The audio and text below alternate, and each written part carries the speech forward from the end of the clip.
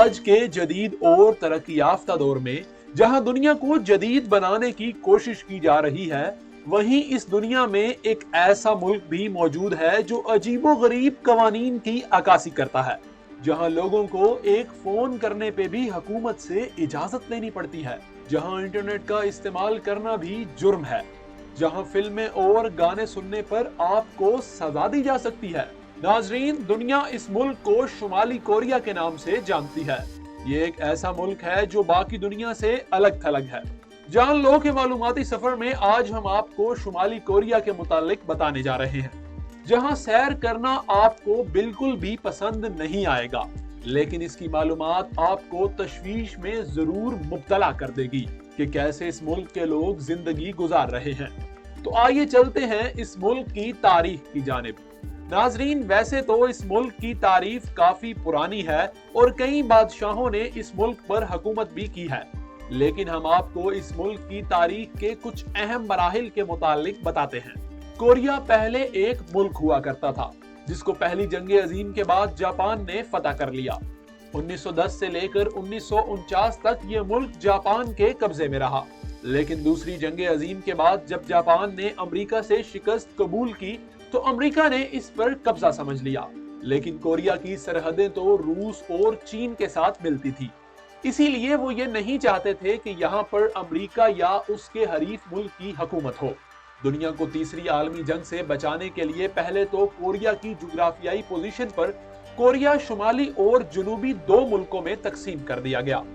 شمالی حصے پر روس اور چین کی حکومت برسر اقتدار رہی اور جنوبی کوریا پر امریکہ کی حامی اور حمایت سے حکومت قائم ہوئی۔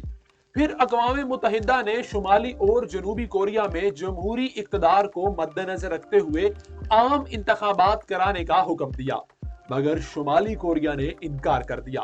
جنوبی کوریا جسے امریکہ کی سپورٹ حاصل تھی اور دوسری جانب شمالی کوریا جس کی پشت پناہی سوویت یونین کر رہا تھا، ان دونوں کے درمیان حالات انتہائی کشیدگی کی جانب بڑھ رہے تھے، جس کی بڑی وجہ اس ملک کی جغرافیائی پوزیشن تھی۔ اگر امریکہ جنوبی کوریا اور شمالی کوریا میں اپنی مکمل حامی حکومت قائم کر لیتا تو دفاعی نقطہ نظر سے چین اور روس دونوں کو ہی مشکلات کا سامنا کرنا پڑتا، کیونکہ علاقے میں امریکہ کی پوزیشن بہتر تھی۔ یہاں جاپان اور تائیوان پہلے ہی سے امریکہ کے اسٹریٹجک پارٹنرز تھے۔ 1947 کے اختتام پر اقوام متحدہ کی جنرل اسمبلی نے قرارداد نمبر 112 کی منظوری کے بعد ایک عارضی کمیشن تشکیل دیا جس نے شمالی اور جنوبی کوریا کے انتخابات کی نگرانی کرنی تھی۔ اقوام متحدہ کی کوشش تھی کہ شمالی اور جنوبی کوریا دوبارہ ایک ہو جائیں اور یہاں کی عوام اپنی مرضی سے ایک حکومت قائم کر لے، مگر اقوام متحدہ کے اس کمیشن کو شمالی کوریا نے اپنے علاقے میں داخل نہیں ہونے دیا۔ یوں 25 جون 1950 کو شمالی کوریا نے جنوبی کوریا میں اپنی فوجیں داخل کر دی۔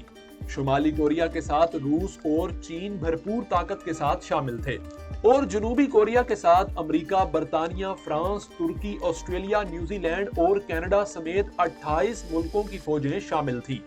شمالی اور جنوبی کوریا کی یہ جنگ 25 جون 1950 سے شروع ہو کر 27 جولائی 1953 کو 3 سال 1 ماہ 2 دن بعد ختم ہوئی۔ شمالی کوریا نے کائے سونگ کا شہر حاصل کر لیا اور جنوبی کوریا نے شمالی کوریا کے 3900 مربع کلومیٹر رقبے پر قبضہ کر لیا۔ 1953 میں ہونے والے معاہدے پر دونوں جانب سے دستخط کیے گئے۔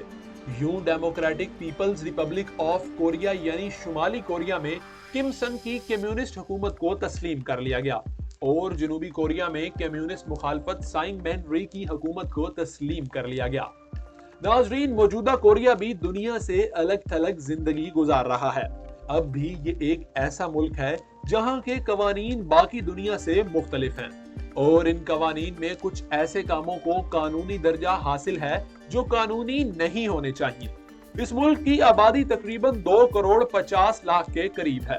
شمالی کوریا کے رہنما کم جونگ ین جسے دنیا کے طاقتور ترین لوگوں میں شامل کیا جاتا ہے، وہاں اسے تقریباً خدا کے برابر تصور کیا جاتا ہے اور یہاں بہت سے لوگ سوچ بھی نہیں سکتے کہ اس کے خلاف آواز اٹھائیں۔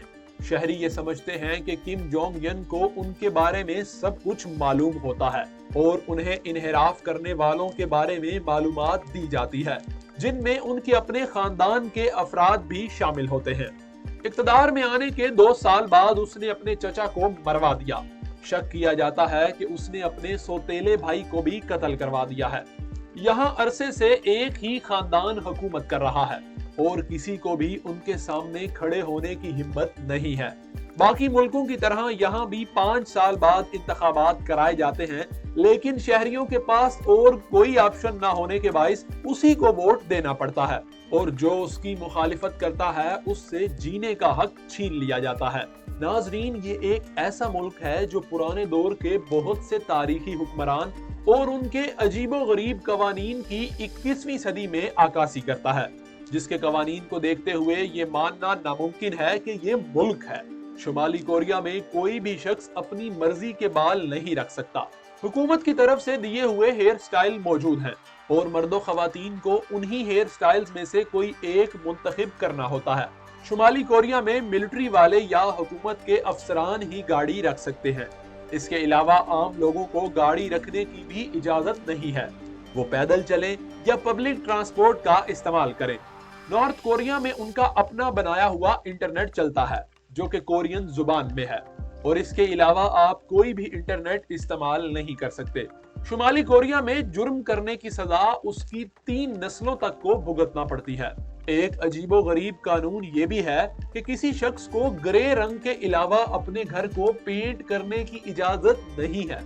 شمالی کوریا میں ہر گھر میں ایک ریڈیو لگا ہوا ہے، جو وہاں کی حکومت کی طرف سے ہے، جس کو بند کرنے کی اجازت نہیں ہے، اور اس پر حکومتی خبریں ہی چلتی رہتی ہیں۔ ٹی وی چینلز تو موجود ہیں، لیکن وہ بھی حکومت کے کنٹرول میں ہیں۔ شمالی کوریا والے جینز نہیں پہن سکتے، جس کی وجہ یہ ہے کہ جینز امریکہ میں پہنی جاتی ہے۔ شمالی کوریا میں کوئی بھکاریوں کی تصویر بھی نہیں کھینچ سکتا، کیونکہ حکمران یہ نہیں چاہتے کہ باہر کی دنیا کو پتہ لگے کہ کوریا میں غربت بھی ہے۔ یہاں آنے والے کسی بھی سیاح کو فون لے جانے کی اجازت نہیں ہے۔ کوریا میں آنے والے اپنے ساتھ فون نہیں لے سکتے، اور فون ایئرپورٹ پر ہی جمع کر لیا جاتا ہے۔ شمالی کوریا میں فحش فلم دیکھنے کی اجازت نہیں ہے، اور اس پر سخت سزا دی جاتی ہے۔ حکومت نے ایک ماڈل سٹی بھی بنایا ہے، جو باہر سے دیکھنے میں انتہائی خوبصورت اور بہترین دکھائی دیتا ہے، لیکن اندر سے یہ ایک خالی کھنڈر ہے۔ اس ملک میں سب کسی مذہب کو نہیں مانتے، کیونکہ یہاں کسی بھی قسم کی مذہبی سرگرمی ممنوع ہے۔ یہ سن کر آپ اور بھی حیران ہوں گے کہ اس ملک کا اپنا کیلنڈر اور ٹائم زون ہے۔ وہاں پر کم جونگ بادشاہ کی پیدائش کے ساتھ شروع ہونے والی تاریخ شامل ہے۔ دنیا میں بہت عجیب و غریب حکمران اور بادشاہ گزرے ہیں، جن کے شوق اور قوانین بھی حیران کن تھے، جیسے امیر تیمور نے کھوپڑیوں کا مینار تعمیر کروایا، نیرو بانسری بجاتا رہا اور روم جلتا رہا۔ محمد شاہ رنگیلا نے اپنے دربار میں فضول اور عجیب قسم کے قوانین بنائے ہوئے تھے۔ تاریخ اس قسم کے بے شمار واقعات سے بھری پڑی ہے، لیکن وقت گزرنے کے ساتھ ساتھ ہر ملک ترقی کی جانب بڑھ رہا ہے۔ سائنس ترقی کر رہی ہے، جدید ٹیکنالوجی بڑھتی جا رہی ہے، پرانے بوسیدہ اور عجیب و غریب روایات کی جگہ نئے قوانین نے لے لی ہے، اور دنیا ایک نئے دور میں داخل ہو گئی ہے۔ لیکن آج کے جدید اور ترقی یافتہ دور میں بھی شمالی کوریا کے عجیب و غریب قوانین کا لاگو ہونا انتہائی حیرت کن ہے۔ تو ناظرین، آپ کو شمالی کوریا کے متعلق ہماری یہ ویڈیو کیسی لگی؟ کمنٹ سیکشن میں ہمیں ضرور بتائیے گا۔